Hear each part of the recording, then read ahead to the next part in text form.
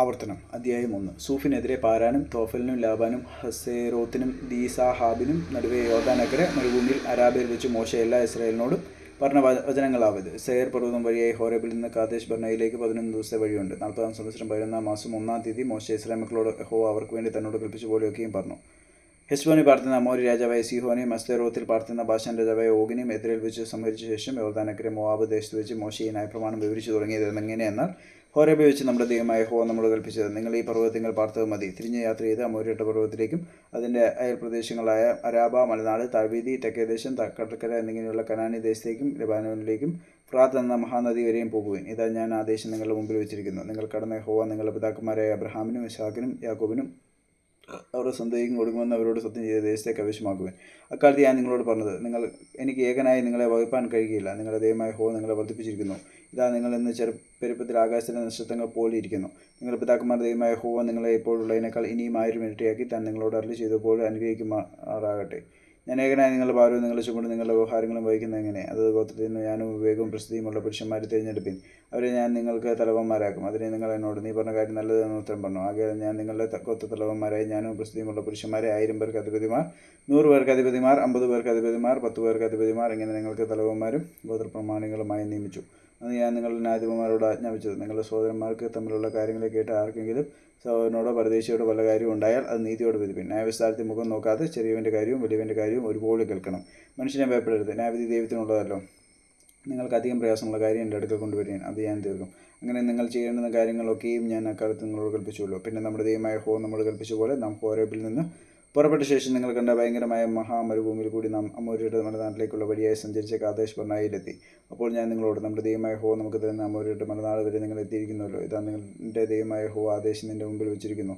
നിന്റെ പിതാക്കന്മാരുടെ ദൈവമായ യഹോവ നിന്നോട് അരുളി ചെയ്തപോലെ നീ ചെന്ന് അത് കൈവശമാക്കി കൊടുക്കുക. ഭയപ്പെടരുത്, അധൈര്യപ്പെടുകയും അരുത് എന്ന് പറഞ്ഞു. അന്നേരം നിങ്ങളെല്ലാവരും അടുത്ത് വന്ന് നാം ചില ആളുകളെ മുൻകൂട്ടി അയക്കുക. അവർ ദേശം വിട്ട് നോക്കിയിട്ട് നാം ചെല്ലേണ്ടുന്ന വഴിയെയും പോകേണ്ടുന്ന പട്ടണങ്ങളെയും കുറിച്ച് വർത്തമാനം കൊണ്ടുവരട്ടെ എന്ന് പറഞ്ഞു. ആ വാക്ക് എനിക്ക് ബോധിച്ചു. ഞാൻ ഓരോ ഗോത്രത്തിൽ നിന്ന് ഓരോ ആൾ വീതം 12 പേരെ നിങ്ങളുടെ കൂട്ടത്തിൽ നിന്ന് തിരഞ്ഞെടുത്തു. അവർ പുറപ്പെട്ട പർവ്വതത്തിൽ കയറി എസ്കോൾ താഴ്വരയോളം ചെന്ന് ദേശം വിട്ടു നോക്കി. ദേശത്തിലെ ഫലവും ചിലത് അവർ കൈവശമാക്കിക്കൊണ്ട് നമ്മുടെ അടുക്കൽ വന്നു. വർത്തമാനമെല്ലാം അറിയിച്ചു. നമ്മുടെ ദൈവമായ യഹോവ നമുക്ക് തരുന്ന ദേശം നല്ലത് എന്ന് പറഞ്ഞു. എന്നാൽ കയറി പോകാൻ നിങ്ങൾക്ക് മനസ്സിലാതെ നിങ്ങളുടെ ദൈവമായ യഹോവയുടെ കൽപ്പന നിങ്ങൾ മറുത്തു. യഹോവ നമ്മെ പകയ്ക്കാൻ നമ്മെ നശിപ്പിപ്പാൻ തക്കവണ്ണം അവരുടെ കയ്യിൽ ഏൽപ്പിക്കേണ്ടതിന് മിശ്രം ദേശത്തു നിന്ന് കൊണ്ടുവന്നിരിക്കുന്നു. ഇവിടേക്കാവുന്നു നാം കയറി പോകുന്നത്.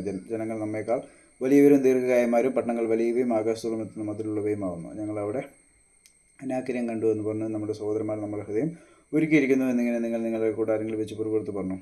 അപ്പോൾ ഞാൻ നിങ്ങളോട്, നിങ്ങൾ ഭ്രമിക്കരുത്, അവരെ ഭയപ്പെടുകയും അരുത്. നിങ്ങളുടെ ദൈവമായ യഹോവ നിങ്ങളുടെ മുമ്പിൽ നടക്കുന്നു. നിങ്ങൾ കാണുക അവൻ മിസ്രയീമിലും മരുഭൂമിയിലും ചെയ്തതുപോലെ ഒക്കെ നിങ്ങൾക്ക് വേണ്ടി യുദ്ധം ചെയ്യും. ഒരു മനുഷ്യൻ തന്റെ മകനെ വഹിക്കുന്ന പോലെ നിങ്ങൾ ഈ സ്ഥലത്ത് എത്തുവോളം നടന്ന എല്ലാ വഴിയിലും നിങ്ങളുടെ ദൈവമായ യഹോവ നിങ്ങളെ വഹിച്ചു എന്ന് നിങ്ങൾ കണ്ടുവല്ലോ എന്ന് പറഞ്ഞു. ഇതെല്ലാമായിട്ടും പാളയം ഇറങ്ങേണ്ടതിന് നിങ്ങൾക്ക് സ്ഥലം അന്വേഷിപ്പാനും നിങ്ങൾ പോകുന്ന വഴി നിങ്ങൾക്ക് കാണിച്ചു തരുവാനും രാത്രി അഗ്നിയിലും പകൽ മേഘത്തിലും നിങ്ങൾക്ക് മുമ്പായി നടന്ന നിങ്ങളുടെ ദൈവമായ യഹോവയെ നിങ്ങൾ വിശ്വസിച്ചില്ല. ആകയാൽ യഹോവ നിങ്ങളുടെ വാക്ക് കേട്ട് കോപിച്ചു. ഞാൻ നിങ്ങളുടെ പിതാക്കന്മാർക്ക് കൊടുക്കുമെന്ന് സത്യം ചെയ്തിട്ടുള്ള നല്ല ദേശം ഈ ദുഷ്ടതലമുറയിലെ പുരുഷന്മാരാരും കാണുകയില്ല.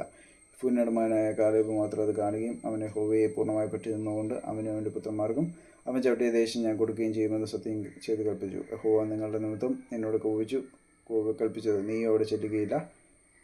നിന്റെ ശുശ്രൂഷകനായ നൂൻ്റെ മകൻ യോശുവ അവിടെ ചെല്ലും. അവനെ ധൈര്യപ്പെടുക, അവനാവുന്ന ഇസ്രായേലിന് അത് കൈവശമാക്കി കൊടുക്കേണ്ടത്. തൊള്ളയാകുമെന്ന് നിങ്ങൾ പറഞ്ഞ നിങ്ങളുടെ കുഞ്ഞുകുട്ടികളും ഇന്ന് ഗുണദോഷങ്ങളെ തിരിച്ചറിയാത്ത നിങ്ങളുടെ മക്കളും അവിടെ ചെല്ലും. അവർക്ക് ഞാൻ അത് കൊടുക്കും, അവർ അത് കൈവശമാക്കും. നിങ്ങൾ തിരിഞ്ഞ് ചെങ്കടൽ വഴിയായി മരുഭൂമിയിലേക്ക് യാത്ര ചെയ്യുവിൻ. അതിന് നിങ്ങൾ എന്നോട്, ഞങ്ങളെ യഹോവയോട് പാപം ചെയ്തിരിക്കുന്ന നമ്മുടെ ദൈവമായ യഹോവ ഞങ്ങളോട് കൽപ്പിച്ച പോലെയൊക്കെ ഞങ്ങൾ പോയി യുദ്ധം ചെയ്യുമെന്ന് ഉത്തരം പറഞ്ഞു. അങ്ങനെ നിങ്ങൾ ഓരോരുത്തരും തന്നൊരു യുദ്ധായുധം ധരിച്ച് പർവ്വതത്തിലേക്ക് കയറുവാൻ തുടങ്ങി. എന്നാൽ യഹോവ എന്നോട്, നിങ്ങൾ പോയിട്ട് യുദ്ധം ചെയ്യരുത്, ഞാൻ നിങ്ങളുടെ ഇടയിലില്ല. ശത്രുക്കളോട് നിങ്ങൾ തോറ്റുപോകുമെന്ന് അവരോട് പറയാമെന്ന് കൽപ്പിച്ചു. അങ്ങനെ ഞാൻ നിങ്ങളോട് പറഞ്ഞു. എന്നാൽ നിങ്ങൾ കേൾക്കാതെ യഹോവയുടെ കൽപ്പന മറുത്ത് അഹമ്മദിയുടെ പർവ്വതത്തിൽ കയറി. ആ പർവ്വതത്തിൽ കൂടിയിരുന്ന അമോര്യർ നിങ്ങളുടെ നേരെ പുറപ്പെട്ടു വന്ന് തേനീച്ച പോലെ നിങ്ങളെ പിന്തുടർന്ന് സെയിരിൽ ഹോർമ വരെ ചിഹ്നിച്ച് കളഞ്ഞു. നിങ്ങൾ മടങ്ങി വന്ന യഹോവയുടെ മുമ്പാകെ കഴിഞ്ഞു. എന്നാൽ യഹോവ നിങ്ങളോട് കേട്ടില്ല, നിങ്ങൾ അപേക്ഷിക്ക് ചെവി തന്നതുമില്ല.